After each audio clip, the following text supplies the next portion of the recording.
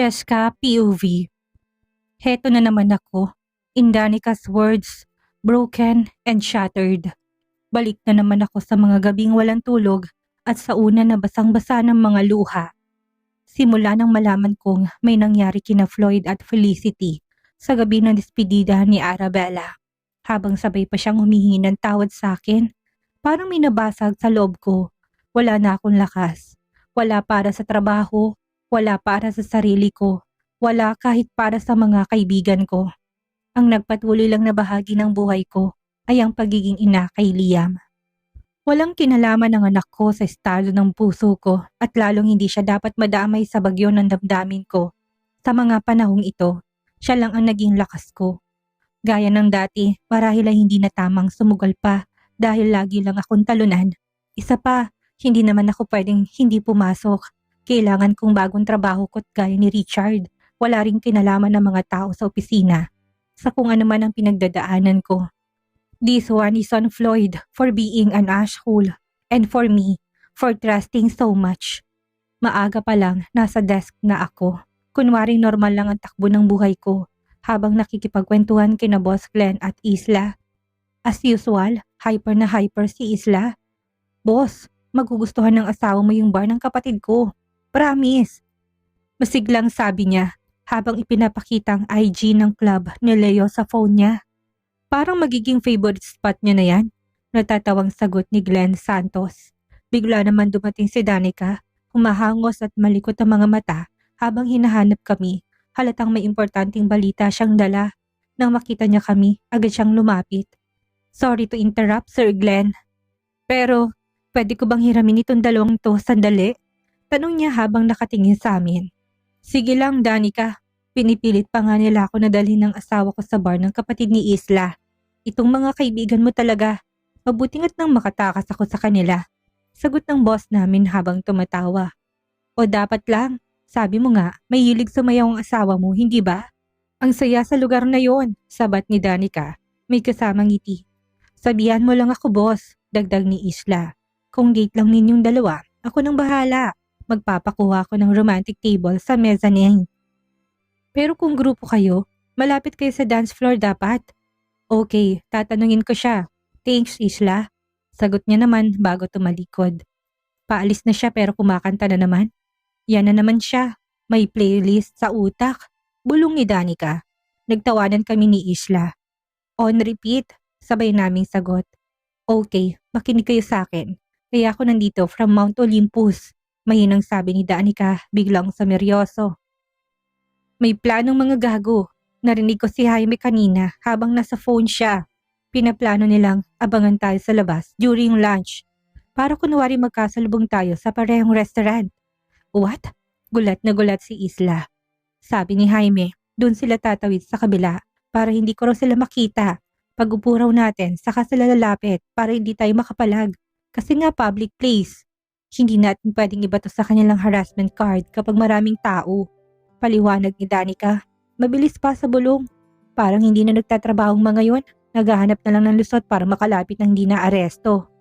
Napabuntong hininga ako. Mag-order na lang tayo ng lunch dito. No way, singhal ni Isla. Kung hindi natin sila haharapin, uulit-ulitin lang nila to. Hindi tayo tatakbo. Wala tayong ginawa sa kanila at tayong naagrabyado. Bakit tayo tatakbo? May plano ka no? Tanong ni Danica, nakingising parang may kutob siya. Yang itsura mong ganyan, alam ko may naiisip ka. Ngumiti si Isla at tumango. Kinuha niyang phone niya at pinindot ang speaker. Cue in my favorite brother in the world, lambing niya. Oho, natatawang sagot ni Leo sa kabilang linya. Ganyan ka lang magsalita kapag may kailangan ka. Tsaka excuse me, Isla, ako lang kapatid mo. Guilting tawa niya. Pero isang favor lang please. Lilinisin kong kondo mo ng 1 week, saka ako na rin na maglalaba ng 1 linggo. Kasama na pati groceries. Uuwi kang mabangwang kondo mo. Deal, ano yun sis? Gusto kitang makasama sa lunch ngayon. Namiss mo ko kaagad. Dati naman halos ayaw mo akong makasama. Pwera na lang kung... Always. Pero gusto ko ring isama mo yung tropa mo. Direkta talaga tong si Isla. At nakakatuwang bond nilang magkapatid. Kung papakinggan lang sila, parang hindi sila mga young professionals kung magsalita. Parang mga teenagers lang na nakipagkasundo para sa isang pabor, kapalit ng house chores. Siguro chaotic pero masayang kabataan ng dalawang ito. Naaaliw ako kung gaano sila in sync. Okay, anong kalokohan na naman to? Mabilis na kinuwento ni Isla ang plano sa kapatid niya. Enough para mapa-oo si Leo, pero hindi pa buo ang drama. Kung hindi ko lang kaibigan nitong si Isla, matatakot ako sa galing niya mag-persuade ng tao. So, let me get this straight, sabi ni Leo. Gagamitin mo kami ng tropa ko para pagselosin ng mga boyfriend yung gago? Again? Just like at the social club, Isla? Hindi naman tamang term ang gagamitin pero oo, inosente niyang sagot. Grabe ka sis, pero sige, basta lunch kasama na magaganda, game kami. Nandyan kami bago magtanghali. See you. Kuya kong pogi, mas maganda kung nasa restaurant na kayo bago pa kami dumating para mas realistic. Gets, basta you owe me 1 week of house chores ha. Pagkababa ng tawag niya sa kuya niya, pumalakpak pa si Isla. Parang nanalo na kagad siya sa deal na ginawa niya kay Leo. Tahimik lang kaming nakikinig dahil proven and tested ang mga paselos effect ng Isla. Ilang beses na itong gumana, kaya we don't doubt her plans at all. Believe din ako sa pagiging supportive ni Leo sa baby sister niya. Grabe ka sis, palatak ni Danica. Wicked, pero love ko yan. Natawa na rin ako. Nag-high five pa kami bago umalis si Danica at bumalik sa opisina. Bago pa makatunog si Jaime na wala siya doon. Babalik lang ako doon si Isa. Baka mapansin na missing in action ang maganda niyang EA. Pagsapit ng lunch break, normal lang naming lumabas ng opisina. Si Danica nag-chat na sa GC. Nandun na raw sina Floyd at Hugo. Nagtatago sa gift shop sa kabila. Naghihintay ng perfect timing nila. Pero ngayon kami mga ladies ang mga surprise sa kanila. Medyo malayong nilakad namin bago kami makarating sa restaurant kung saan naghihintay na sina Leo at ang barkada niya.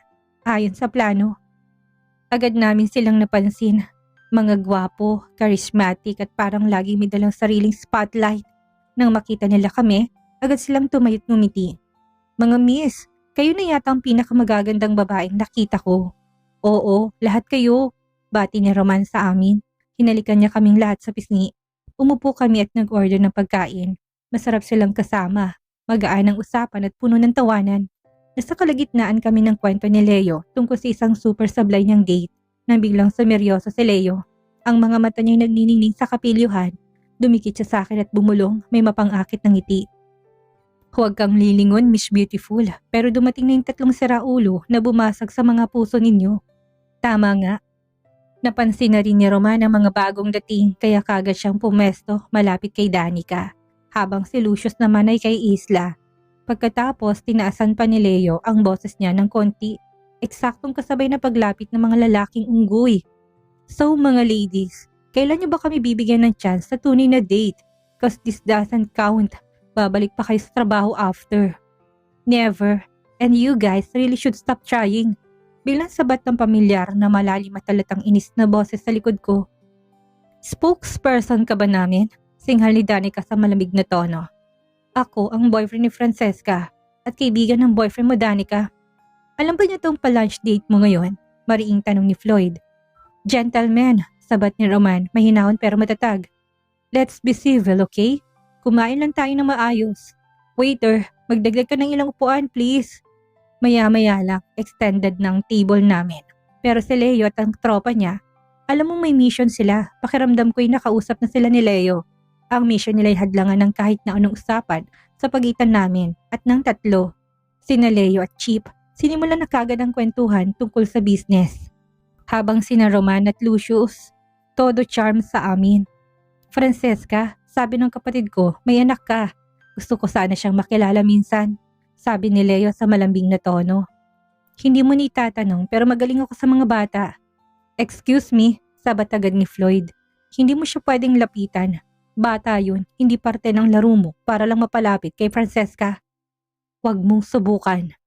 Excuse me, singhal ko rin. Last time I check, anak ko si Liam. Ako magdidesisyon kung sinong pwedeng lumapit sa kanya. Sandali lang, sabat ni Leo. Ikaw ba nga ma, Floyd? Oo, sabi ni Floyd. Hindi, sabi ko naman, sabay kaming sumagot. Hindi siyang biological father ni Liam. Paliwanag ko kay Leo habang pinapako ng tingin si Floyd. Ang kapal talaga ng mukha. Baka nga hindi ako ang biological father, matigas sa sagot ni Floyd. Pero magiging legal father ako kapag pinakasalan ko si Francesca. Kaya huwag ka na mag-isip ng kung ano-ano tungkol sa anak ko. Tumahimik ang buong mesa. Lahat biglang natigilan. Hindi ko inaasahan yun pero hindi ko rin naman gustong ipakita na natutuwa ako sa sinasabi niya. Dahil ayaw kong bigyan ng false hopes. Hindi ko na gustong mabuhayan pa siya ng loob. Aba, assuming na gusto ka pa niyang pakasalan. Tugon ni Leo, kalmado pero matalim. Gugustuhin niya. Sigurado ako. Sagot ni Floyd. Confident pa rin kahit na obvious na talo na siya. Sa narinig ko, wala na kayo. At sa itsura ni Francesca ngayon, mukhang galit na galit pa siya sa'yo. Dagdag ni Leo. Maayos din to. At huwag kang mag-alala, hindi mo kami problema. Ani Floyd, pilitang ngiti. Tama na yan, singhal ko. Huwag niyong idamay ang anak ko sa drama niyo. Pasensya na Francesca, sabi ni Leo, tapat ang tono. Hindi ko intensyon na galitin ka. Mahilig lang talaga ako sa mga bata. Okay, time to change the mood. The third time, sabat ni Lucius. So Isla baby, lava cake ka pa rin bang favorite mo? Uy, respetuhin mo naman, may pangalan yan. Singhal ni Hugo. Kababata ko yan, yun talagang tawag ko. Sagot ni Lucius na chill lang. Ang sweet mo talaga, ngiti ni Isla. Lava cake with cherries please. Parang sasabog sa inis si Hugo. At ikaw beautiful, tanong ni Roman kay Danica. Flirt mode on. She likes strawberry pie with whipped cream, sabat ni Floyd, malamig ang boses. At siguradong hindi matutuwang boyfriend niya kapag nalaman niyang ganitong lunch break niya. At ikaw Francesca, anong dessert mo? Tanong ni Leo. Hindi pa ako nakasagot, dumating ang slice ng chocolate cake. Kinuha kagad ni Floyd ang tinidor at sinubuan ako. Paborito to ni Francesca. Lagi naming sinishare to. Ani sabay subo sa sarili. Naalala mo pa bang una nating share? Yung office sofa rin ba ang ending nun? Bulong ko, may halong galit at sakit sa tono. Girls, tapos ng break natin. Tumayo agad si Danica at Isla. Sabay-sabay kaming tumayo at tumalikod. Thanks for the lunch boys. Sorry, late na kami. At yun ang boss namin, nakatingin na. Ani Danica, may halong sarcasm. No worries beautiful, sagot ni Roman. Best lunch ever. Let's do this again. Thanks Leo, you guys were great, sabi ko ng taus-puso. Hatid namin kayo pabalik, alok ni Leo. Sandali lang, babayaran lang namin. Late na kayo, wala nang time, singhal ni Jaime. Habang palabas na kami, naririnig kong sinabi ni Leo kay Floyd. Tol, ang lakas mo. Nasira mo talagang lahat. Sabay tawa ng buong mesa. Pagkalabas namin, halos sabay-sabay kaming tumawa ng malakas. Grabe, nakita niyo yung mukha ni Boss Jaime. Para siyang kuting na nasipa. Tawang-tawa si Danica, may luha na sa mata. Si Hugo parang aso na gusto nang sumunod sa amo. Dagdag kang humahagikik. Pero aminin ko, kinabahan ako nang makita kong galit na galit si Floyd kay kuya. Amin ni Isla. Francesca, sorry ha. Ako nagsabi sa kanya tungkol kay Liam. Huwag kang mag-sorry Isla. Hindi ko kinakahiyang anak ko. Si Liam ang pinakamagandang parte ng buhay ko. Gustong-gusto ni kuyang mga bata. Pangarap niya maging tatay. Dagdag pa ni Isla. Pero, close ba si Liam kay Floyd? Close sila. Hindi ko nga alam kung paano nangyari. Pero naging malapit talaga sila. Ngayon na wala na kami, hindi ko alam kung paano explain kay Liam. Kasi naman itong si Floyd, pumupunta pa rin at si Liam ko naman, hinahanap pa rin siya. Enough drama, biglang sigaw ni Isla na nakangiti. Since tapos na kayo ni Floyd at single kami ni Jackie, why not lumabas tayo with my kuya and the guys? Paano kami ni Bettina niyan? Kunawaring tampo ni Danica. Siyempre kasama kayo, magugustuhan kayo ni na Roman at Leo, tawang ni Isla. Wait Isla, anong ganap sa'yo kay Lucius? Tanong ko, kunwari seryoso. Matagal na kaming magkakilala, pero nung 16 ako parang nag-ibang tingin niya sa akin. Sweet siya at oo, hot siya. Pero wala akong nararamdaman kay Lucius. Pero kay Hugo, singit ni Danica sabay simangot. Gusto ko na talagang bulagin niya si Hugo. Umupo pa talaga sa kandungan ni Hugo yung babaeng yun. Wala na talagang kami pero, tangina, ang sarap niya. Sabay-sabay kaming nagtawanan, halos hindi na makalakad pabalik ng opisina. Isa lang ang malinaw, binalikan namin ang tatlong yon gamit ang sarili nilang laro. Leo's POV. Ang tanghalian kanina kasamang mga babae. Solid, para kang nasa isang VIP event na may buffet na magaganda, matatalino at sobrang nakakatawang babae. At bonus pa, nakita naming kinabahan at nainis yung tatlong clown na nakit sa kanila. Sina Floyd, Hugo at Jaime. Pero sa totoo lang, isang babae lang talagang nakuha ng buong atensyon ko. Si Francesca. Nung una, pumayag ako sa plano ni Isla kasi kapatid ko siya at magtatampo yun kapag hindi ko napagbigyan. Pero hindi ko naman inakala na ganun kaganda at kalakas ng appeal ng damsel in distress niyang friend. Simula pa lang noong una ko siyang nakita sa bar, nakuha niya na kaagad ang atensyon ko. Maganda naman lahat ng mga kaibigan ng kapatid ko. Pero ewan ko, may kakaibang hatak si Francesca sa akin. Lalaki ako kaya humanga ako kaagad. Sabi na nga ni Isla sa akin na wag daw akong umasa. Ayon sa kanya, hopelessly in love daw si Francesca kay Floyd Russo, na base sa narinig ko ay expert sa pagsira ng relasyon. Kaya siguro baka meron pa akong chance. Kung ang asawa nga nasusulot pa, ano pa kayang nobya? Pero grabe yung galit ni Floyd na mabanggit ko si Leah. Akala mo inagawan ko siya ng anak. Napaka-weird. Alam ko namang single mom si Francesca at wala na yung totoong ama sa eksena. Pero ibang level ang pagpapakatatay ni Floyd na banggit pa ng kasal. Tapos yung eksenang pinakain niya si Francesca ng chocolate cake habang sweet na sweet. Gusto ko siyang suntukin hanggang sa mawalan siya ng malay. Pero pinigilan ko ang sarili ko. Hindi ako pwedeng magmukhang gago sa harapan ni Francesca. Pagbalik ko sa opisina sa club, hindi na siya maalis sa isip ko. Kailangan kong makahanap ng paraan para mapalapit sa kanya. Kailangan mapansin niya ako bilang ako at hindi lang props sa laro nila ng kapatid ko. Nag-message ako sa boys. May GC din kami. Game ba kayo na imbitahan ulit ang mga girls bukas ng gabi? Ang bilis ng mga reply ng mga kaibigan ko. Dati, ilang oras pang seen at replies pero iba ngayon. Lahat sila go agad. Halata namang may kanya-kanyang target sa grupo ng mga babae. Kilala ko mga kaibigan ko, kaya alam ko ang likaw ng mga bituka nila. Sa puntong ito, wala naman yatang masama dahil single sila. Pwera lang kay Danica at Bettina. Kaya nag-text ako kay Isla. Sis kong maganda, gusto ko naming imbitahan with the girls bukas. Bring Bettina and Jackie. And what do you think?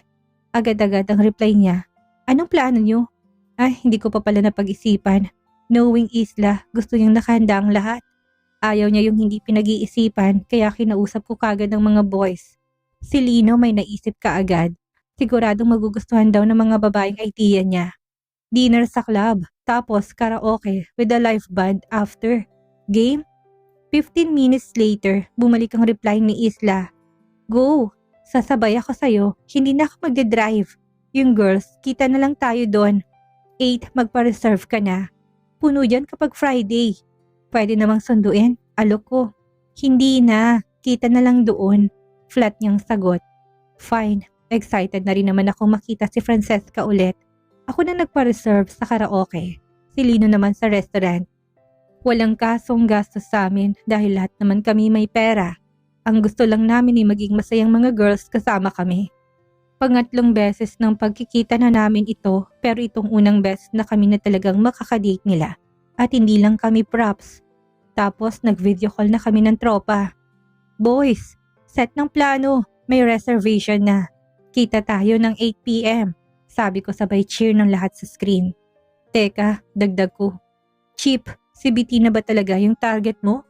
Hindi ba may asawa siya? Side piece ka lang ba niya?